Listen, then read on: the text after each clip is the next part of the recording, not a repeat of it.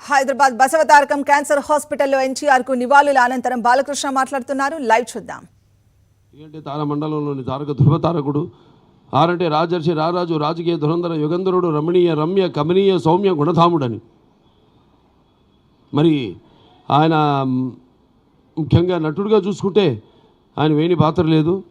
అంటే ఎన్టీఆర్ అంటే నటన ఒక నిర్వచనం, ఎన్టీఆర్ అంటే నవరసాలకు ఒక అలంకారం, ఎన్టీఆర్ అంటే నటనకు ఒక విశ్వవిద్యాలయం. అలాగే రాజకీయాల్లో చూసుకుంటే ఎన్టీఆర్ అంటే ఒక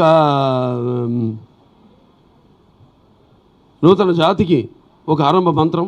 అలాగే ఎన్టీఆర్ అంటే ఒక నూతన జాతికి ఒక మార్గదర్శకం, ఒక శకారంభానికి ఆయన. అలాగే ఎన్టీఆర్ అంటే నానా జాతులకి దైవ సమానం. అలాగే మరి ఎన్టీఆర్ అంటే యువతకి ఒక ఆదర్శం, అలాగే నెత్తురు మరిగేలా చేసే ఒక అగ్నికణం. అలాగే ఎన్టీఆర్ అంటే ఆయన జీవితమే భగవద్గీతలా సాగిన ఒక మహత్తర జీవితం నందమూరి తారక రామారావు. అందుకే ఆయన నిరంతర ప్రజల గుండెల్లో నిత్య యవ్వన నిత్య జీవన నిత్యాభిమాన భూషుడయ్యాడు. నిండు గుండెల్లో సజీవంగా నిలిచే ఒక నిత్యామృతాన్ని తాగిన దేవుడిలో మారాడు. మరణం లేని చరస్మరణీయ మహనీయుడు అనిపించుకున్నాడు. ఎవరికి దక్కని ఒక ఘనమైన మహత్తర జన్మను పొందాడు నందమూరి తారక రామారావు గారు. అందుకే అటువంటి ఆయనకి మరణమేది. ఆయన నిత్యం వెలిగే ఒక మహనీయ మహత్తర జీవిత విధానం నందమూరి తారక రామారావు గారు. అలాగే ఆనాడు మనం చూసుకుంటే ఆయన చేసిన పాత్రలు లేవు నటుడిగా. అక్కడ ఆయన పౌరాణికాలు ఆయన నటిస్తుంటే పౌరాణికాలు ప్రాణం పోసుకున్నాయి, జానపదాలు జాబలీలు పడ్డాయి, సాంఘికాలు సామరభజ గమనాలు అయ్యాయి. అలాగే పద్యం పందినెక్కింది, పాట నాటు నిలిచింది.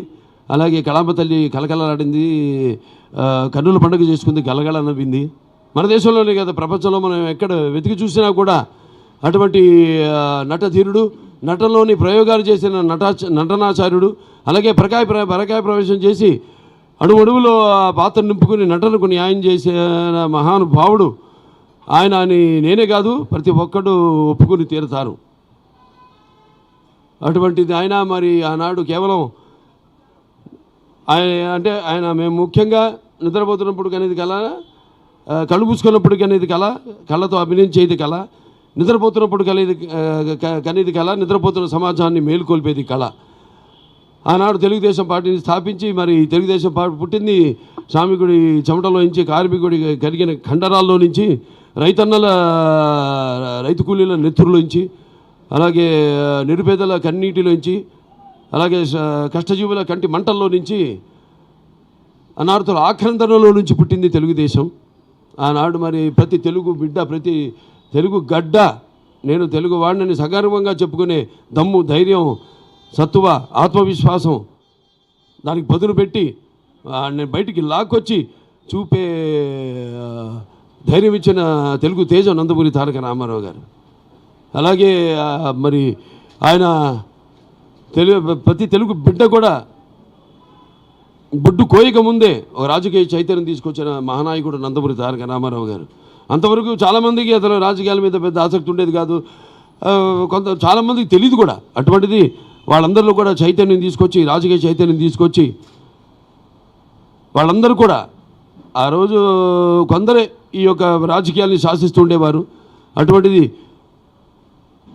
వెనుకబడిన తరగతులు అయితేనేమి, బడుగు బలహీన వర్గాలు అయితేనేమి, తాడిత పీడిత కులాలు అయితేనేమి, అలాగే డాక్టర్లు అయితేనేమి, లాయర్లు అయితేనేమి, గ్రాడ్యుయేట్లు అయితేనేమి, పోస్ట్ గ్రాడ్యుయేట్లు అయితేనేమి, వాళ్ళందరినీ కూడా రాజకీయాలకు తీసుకొచ్చి కొత్త రాజకీయ వరబడి మొదలుపెట్టిన మహానుభావుడు నందమూరి తారక రామారావు గారు.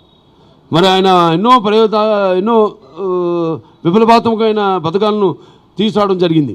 అవి ప్రజలకు ఉపయోగపడేవి, అలాగే సానుకూలమైనవి కూడా. ఎన్టీ రామారావు గారు ముందు తర్వాత ఆయన ప్రవేశపెట్టిన పథకాలు, ఆయన అమలు చేసిన పథకాలు మరి ఈ రోజుకి అందరూ పేర్లు మార్చి వాటిని కొనసాగించడం తప్ప లేకపోతే వాళ్ళకి వేరే గతి లేదు. That is NTR. సరే, ఇవాళ మన బసవతారక ఇండో అమెరికన్ హాస్పిటల్ విషయానికి వస్తే, ఆనాడు మా అమ్మగారు స్వర్గీయ నందమూరి బసవరామ తారకం గారు క్యాన్సర్ బారిన పడి ఆవిడ చనిపోవడం, అప్పుడు ఆవిడ అక్కడ చెన్నైలో కూడా అడియార్ హాస్పిటల్లో ట్రీట్ చేయడం జరిగింది. అలాగే అమెరికా కూడా తీసుకెళ్ళడం జరిగింది. అయినా ఆవిడ క్యాన్సర్ బారిన పడి శివైక్యం లింగైక్యం ఆవిడ పరమపదించడం జరిగింది. ఆవిడ ఆఖరి కోరిక ఎంతో ఖర్చుతో కూడుకున్న వైద్యాన్ని నిరుపేదలకి అతి తక్కువ ధరకి అందించాలి, అలాగే అంతర్జాతీయ ప్రమాణాలతో కూడిన వైద్యాన్ని అందించాలని ఆవిడ కోరిక. దాన్ని పురస్కరించుకొని ఆయన ఆనాడు 1980లో ఈ యొక్క ఆసుపత్రికి పునాది వేయడం జరిగింది. ఆ తర్వాత కొంచెం 10 ఏళ్ళు పట్టింది. ఆర్థిక పరిస్థితి, ఎందుకంటే ఇది charity, no profit no loss. దాతలు, బ్యాంకులు, లేకపోతే ఏమన్నా పారిశ్రామికవేత్తలు వాళ్ళ సిఎస్ఆర్ ఫండ్స్ వాటి మీద ఆధారపడి పడాల్సిందే తప్పితే చాలామంది ముందుకొచ్చి, ముఖ్యంగా మనం గుర్తుంచుకోవాల్సింది ఇక్కడ మన కాకతీయ సిమెంట్స్ ఆయన వెంకటేశ్వర గారిని, అలాగే మన పోలవరపు తులసి గారిని మనం గుర్తుపెట్టుకోవాలి. వాళ్ళు ముందుకొచ్చి మరి ఆర్థికంగా సాయం అందించడం జరిగింది. 10 ఏళ్ళు పట్టింది ఆసుపత్రి పూర్తవడానికి. ఆ తర్వాత 2000లో అటల్ బిహారీ వాజ్పేయి గారి చేతుల మీదుగా చంద్రబాబు నాయుడు గారు అప్పుడు ముఖ్యమంత్రిగా ఉన్నప్పుడు ఆయన కూడా 7.5 కోట్లు టాటా సూరబ్జీ ట్రస్ట్ నుంచి, అలాగే ఎంపీ ల్యాడ్స్ నుంచి కూడా డబ్బులు సమకూర్చి ఈ యొక్క ఆసుపత్రిని పూర్తి చేసి అటల్ బిహారీ వాజ్పేయి గారు అప్పటి ప్రధానమంత్రి గారి చేత ఆయన దీన్ని ప్రారంభించడం జరిగింది ఆసుపత్రిని. అప్పటి నుంచి అప్పుడు ఏమీ లేదు, ఇక్కడ అంత బండలే, ఏంటి ఇక్కడ కడుతున్నారు ఆసుపత్రి అన్నారు. ఇవాళ చూడండి, ప్రపంచంలోనే ఇది మన జూబ్లీ హిల్స్. ఇవాళ ఎంత ఎంత పేరు ప్రతిష్టలు అంటే ఎంత దినదినాభివృద్ధి చెంది ఈ ప్రాంతం అంతా కూడా ఇవాళ మనం చూస్తే అసలు ప్రపంచంలోనే అన్ని అంతర్జాతీయ మనం బాంబే కానివ్వండి, ఢిల్లీ కానివ్వండి, అన్నిటితో ధరల విషయంలో తురుతూగుతుందంటే మరి ఆయన దూరదృష్టి ఆ రోజు అయింది. అలాగే ఈ ఆసుపత్రి, అలాగే నాకు ముందు చైర్మన్లు ఎంతోమంది, అలాగే నాకు ముందు బోర్డ్ ఆఫ్ మెంబర్స్ ఎంతోమంది ఈ యొక్క ఆసుపత్రి అభివృద్ధి కోసం ఎంతో కష్టపడ్డారు. వాళ్ళంతా కూడా వాళ్ళ శక్తి సామర్థ్యాలు, మేధాశక్తిని అయితేనేమి, ఆర్థిక శక్తిని అయితేనేమి అంతా ధారపోశారు.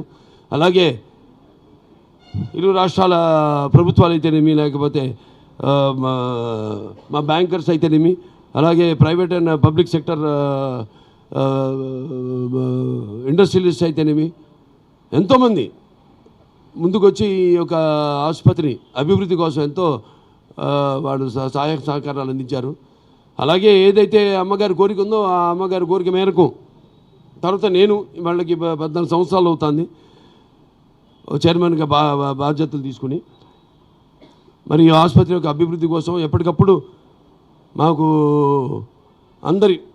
మా ఏదైతే డాక్టర్స్ బృందం ఉందో, లేకపోతే నాన్ మెడికల్, పారామెడికల్, అలాగే నర్సింగ్ స్టాఫ్ వాళ్ళందరూ, ముఖ్యంగా డాక్టర్లు వాళ్ళ సలహాల మేరకు మన ఆసుపత్రి ఏదైతే మా అమ్మగారు కోరుకుందో ఎటువంటి బయట హాస్పిటల్స్కి తగ్గకుండా మన వైద్యం అందించాలి అన్నది దృష్టిలో పెట్టుకుని మరి పరికరాలన్నీ కూడా అత్యాధునికమైన పరికరాలు, రోబోటిక్ సర్జరీ అయితేనేమి, అన్నీ పెట్ స్కాన్ అయితేనేమి, ఇటువంటి అన్నీ కూడా ఎప్పటికప్పుడు అప్డేట్ చేసుకుంటూ ఈ యొక్క ఆసుపత్రిని ఈరోజు భారతదేశం గర్వించదగ్గ సింగిల్ స్పెషాలిటీ క్యాన్సర్ హాస్పిటల్గా అభివృద్ధి చెందింది.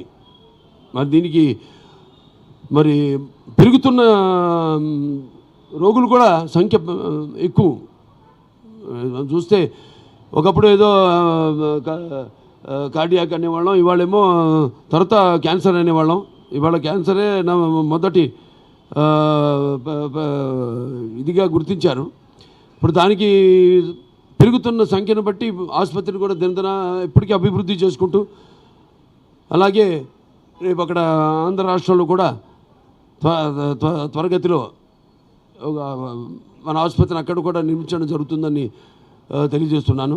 సరే, ఈ యొక్క ఆసుపత్రి ఈ స్థాయికి రావడానికి, చేరుకోవడానికి కారకులైన మా సహచార బోర్డు మెంబర్స్కి అయితేనేమి, అలాగే ఇక్కడ డాక్టర్లకి అయితేనేమి, నాన్ మెడికల్, పారామెడికల్, అలాగే నర్సింగ్ స్టాఫ్ వాళ్ళందరూ కూడా నా కృతజ్ఞతలు తెలియజేసుకుంటూ మరి మా యొక్క బోర్డు నుంచి అడ్మినిస్ట్రేషన్ సైడ్ నుంచి వారికి కావాల్సిన సహకారాలు ఎల్లప్పటికీ అందిస్తూ ఉంటామని తెలియజేసుకుంటూ ఆయన దీవెనలు ఉండాలని, ఆవిడ ఆత్మ శాంతించాలని, ఆయన ఇంకే బ్రతికే ఉన్నారు. ఎందుకంటే many people die like my father but they are still with us, sweet in memories as they were flesh and blood, loving and beloved forever. ఆ పుణ్య దంపతులు వాళ్ళ బిడ్డగా పుట్టినందుకు మరి నాకు ధన్యమైన జన్మనిచ్చి నన్ను మీ అందరి గుండెల్లో ఆయన ప్రతిరూపంగా నిలిపినందుకు దైవాంశ సంభూతుడు, విశ్వానికే విశ్వ నట రూపం ఎలా ఉంటుందో చూపించిన నా తండ్రి గారు, నా దైవం, కారణ జన్ముడు ఆయన ఎన్టీ రామారావు గారికి ఈ సందర్భంగా ఎందుకంటే ఆయన కుటుంబం కేవలం ఇవాళ మా కుటుంబం వరకే కాదు, నా తోడ పుట్టిన వాళ్ళే కాదు. ఇవాళ ఒక కుటుంబం ఉంటే ఇక్కడికి వచ్చే వైద్యం కోసం వచ్చే వాళ్ళందరూ మా కుటుంబ సభ్యులే. మీరంతా కూడా సహకరిస్తున్నారు మా వైద్యానికి. మీ అందరూ కూడా నా అభినందనలు తెలియజేసుకుంటున్నాను. అలాగే తెలుగుదేశం పార్టీని ఇచ్చారు, పెద్ద కుటుంబం, అదొకటి వసుదైక కుటుంబం. ఇలా ఈ యొక్క ఇది మన సత్సంబంధం కొనసాగాలని, అంటే నేను కోరుకునేది ఇక్కడికి వచ్చే వాళ్ళందరూ కూడా త్వరగతిన కోరుకోవాలని, అలాగే కోరుకుంటున్నారు, ఇంకా వచ్చే వాళ్ళందరూ కూడా కోరుకుంటారు అని తెలియజేసుకుంటూ మరి మరొకసారి ఆయనకి నా ఘన నివాళులు అర్పించుకుంటూ మా అందరి ఆసుపత్రి తరఫున, మా బోర్డు తరఫున, మా అందరి డాక్టర్స్, మరి మెడికల్, నాన్ మెడికల్, పారామెడికల్ సిబ్బంది, అలాగే నర్సింగ్ స్టాఫ్ అందరి తరఫున కూడా ఆయనకి ఘన నివాళులు అర్పించుకుంటూ నేను సెలవు తీసుకుంటున్నాను.